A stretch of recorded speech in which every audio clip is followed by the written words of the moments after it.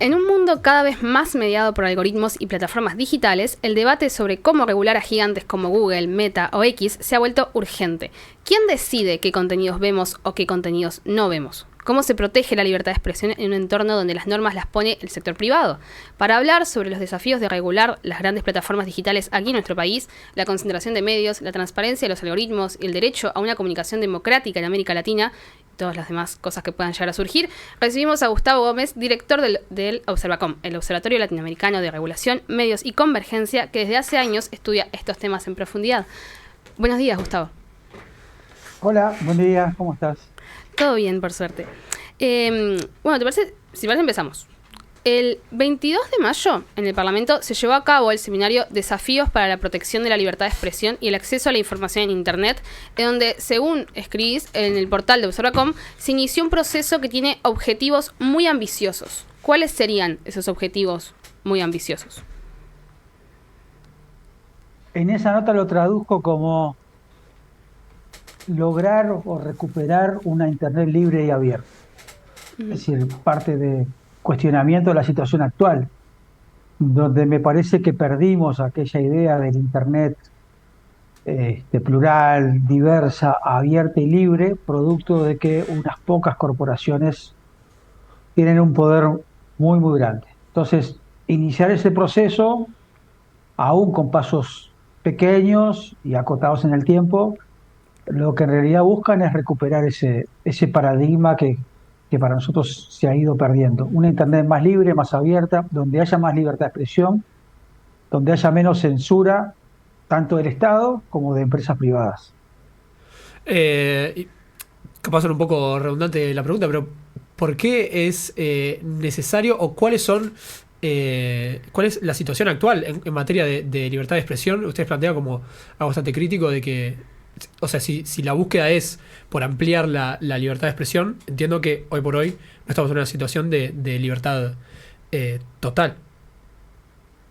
Sí, claro, porque en principio, y yo creo que hay que seguirlo reivindicando, Internet permitió romper barreras para producir y publicar contenidos diversos, expresiones, opiniones, publicar y producir y publicar informaciones. Ya no tenemos que pasar por un estado que nos dé una autorización para tener una radio, por ejemplo. Alcanza con tener una buena conectividad, tener una computadora, manejar más o menos algunos programas y la barrera de la producción y la publicación de contenido que en principio llega a millones y miles de millones de personas está superada. Pero el nuevo desafío ahora, por éxito de ese modelo, de esas posibilidades, es que te vean, es que lo que yo produzco gratis y sin autorización previa del Estado, lo que yo publico en estos nuevos espacios públicos en Internet, les lleguen a ustedes, tengan un nivel de circulación y de visibilidad para que alguien los vea.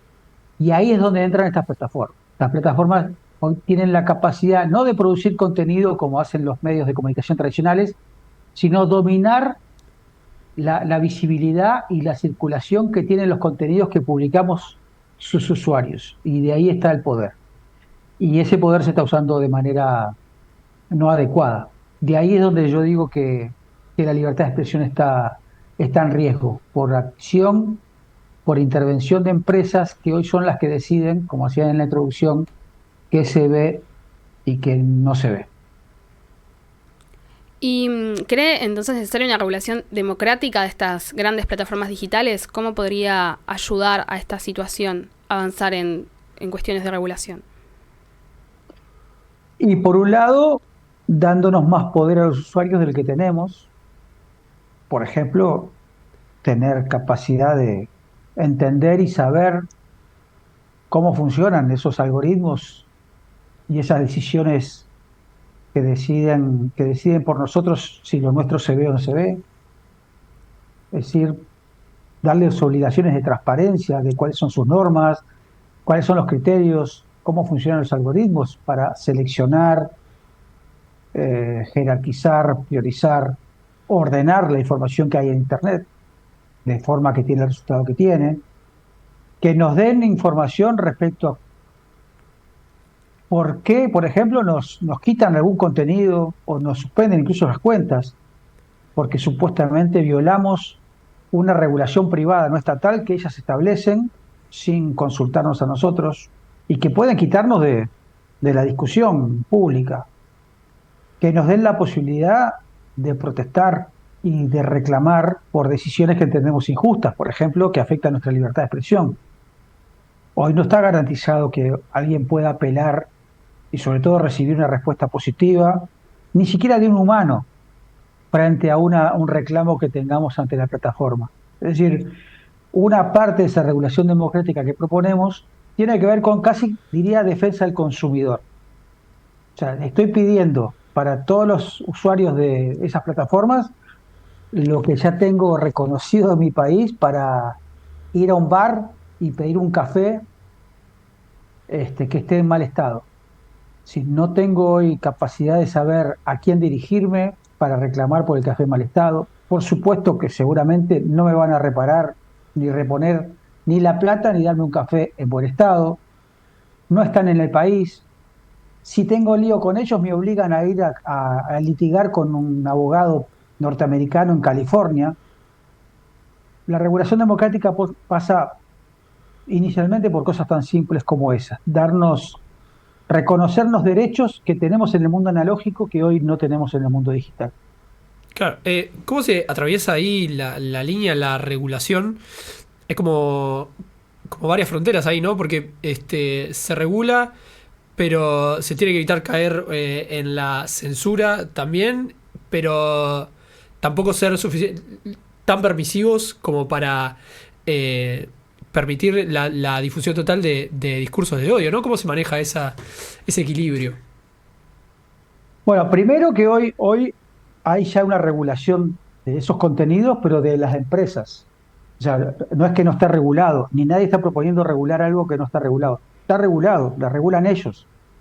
Lo que exigimos es que lo hagan en función de estándares de derechos humanos, que sean transparentes, que nos den derecho a protestar, pero ya hay una regulación, pero es privada, no pública, y tiene problemas.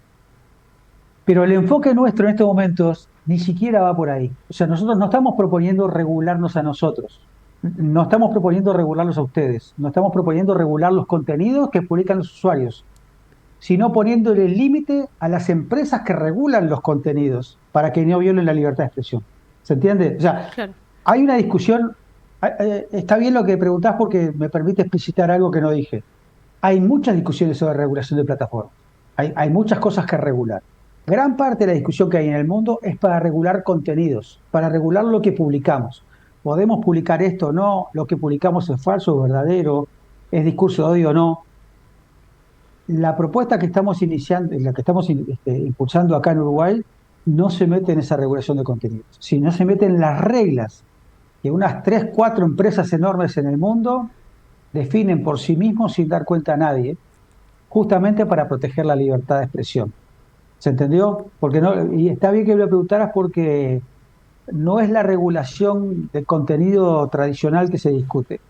Regulamos a los dueños de las plataformas, no a los usuarios. A mí me surge, perdón, porque la idea de estar regulando desde Uruguay sobre este tema me surge una incertidumbre porque son plataformas en general. Estamos hablando de, cuando hablamos de la regulación de plataformas, de aquellas que operan con información, ¿no? Porque también está toda la discusión de la regulación de las plataformas en cuanto a trabajo, como puede ser Uber, Pedido Ya, etc. Pero estas plataformas operan a nivel internacional. Entonces, no es una dificultad, o cuán efectivo puede ser la regulación de un país únicamente, y si no debería ser un mecanismo que se busque resolver a través de organismos internacionales, por esto de que las empresas operan a nivel regional, internacional, mundial, y que mismo los contenidos que uno puede acceder a través de ellas no son únicamente los contenidos que están en el país de uno, ¿no? Sí, está bien. Bueno, todo, a nivel internacional, a nivel regional y a nivel del país, no se oponen. Y de hecho ya hay regulación nacional y regional en Europa desde hace mucho tiempo. Es decir, lo que estamos planteando en Uruguay no es una locura. Sí, seremos un país chico, pero la soberanía de un país para defender los derechos de sus ciudadanos es intransferible. Después, otra cosa distinta es la efectividad, si tenemos, ¿no?, dientes para obligar a empresas tan poderosas. Pero no está en discusión que podamos regular, que el Ujú. Estado tenga obligación de proteger a sus ciudadanos frente a empresas que ni siquiera están instaladas en el país. Por ejemplo, Uber, o Temu, o Netflix, o X, que como bien decís vos, son plataformas de distinto tipo. Todas están sobre Internet, pero dan servicios diferentes. Bueno, sobre las plataformas digitales de contenidos, como X, como TikTok, como Facebook, Instagram, YouTube, existe regulación en los países. No creo que sea suficiente, es verdad, pero debemos tenerla. O sea, hay una obligación constitucional de parte del Estado uruguayo de proteger a sus usuarios, este, y hacer respetar sus derechos. Eso no admite fronteras. Sea una empresa nacional con oficinas en Uruguay, o sea una empresa internacional con oficinas en Estados Unidos, la obligación del Estado es la misma, y para eso es la regulación, no para censurar, no para impedir la libertad de expresión, sino para protegerla. Yo creo que, sin duda, para terminarte la respuesta, creo que necesitamos espacio para una regulación estatal,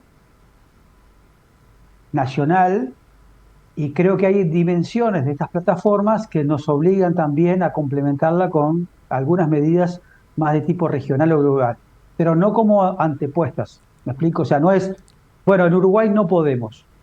Eso significa que si compras algo en Temu y te llega algo que no querías comprar, no tenemos capacidad de protestar. Tenés que ir a Pekín a protestar.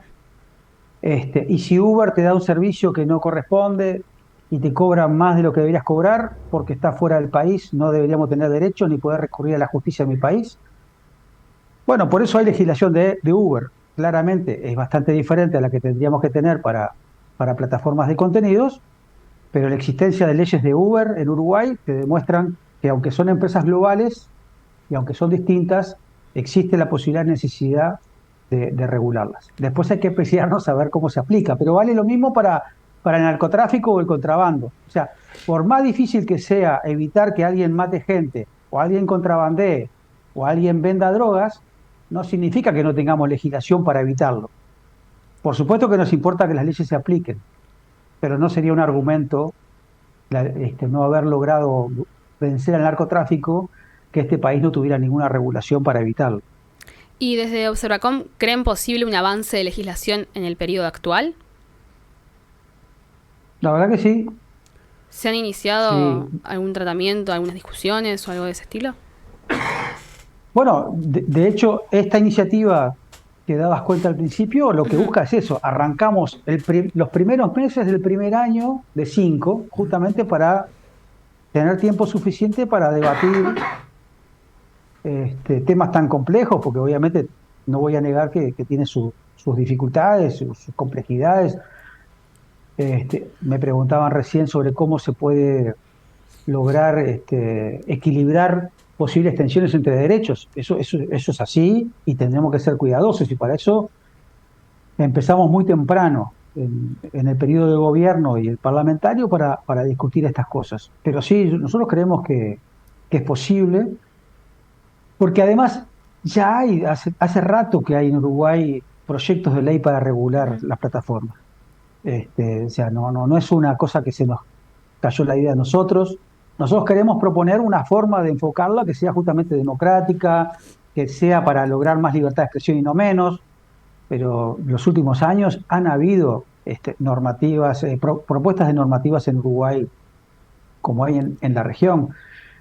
Si logramos encauzarlo bien, si logramos un acuerdo sobre bases democráticas, te contestaría que sí, que creo que en estos 5 años podríamos llegar a tener algún tipo de legislación. No digo para resolver todos los problemas que tiene Internet, pero en esta línea creo que sí. Y además hay otras, ¿no? O sea, por ejemplo, hay un proyecto de ley sobre protección de niños, niñas y adolescentes en entornos digitales. Es también una discusión que tiene que ver con regulación de plataformas.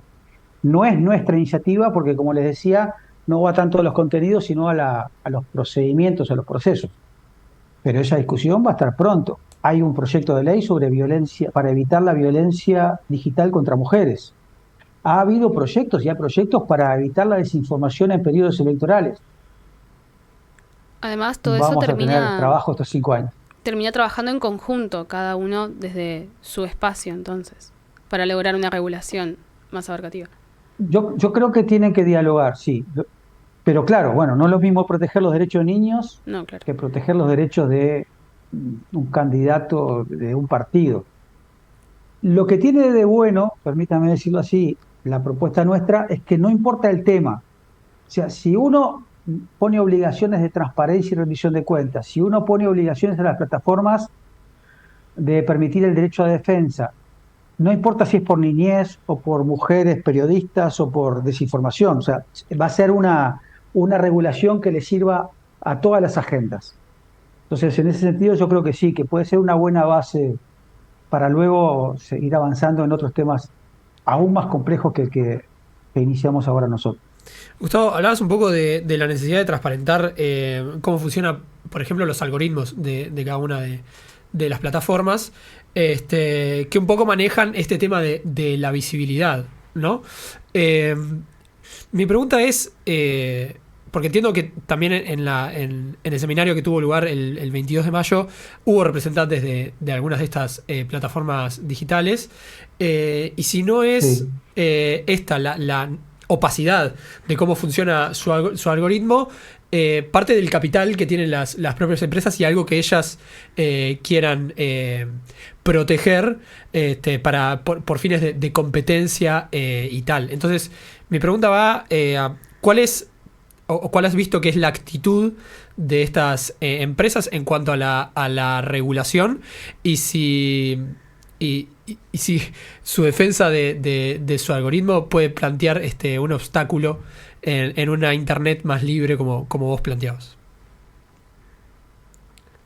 Bueno, al principio, por defecto, no quieren ninguna regulación. Yo te diría que no es novedad que las empresas, sobre todo las poderosas, no quieren tener ningún límite para seguir haciendo plata. Porque estas empresas, más allá de que dan servicios que nos permiten a nosotros informarnos, expresarnos, entretenernos, son empresas que hacen plata y hacen mucha plata y quieren seguir haciendo mucha plata. El mejor escenario para hacer mucha plata es no tener ninguna regulación. Pero digamos que en principio los temas que proponemos nosotros no son tan duros como para que se opongan de manera así frontal. Pero preferirían que no.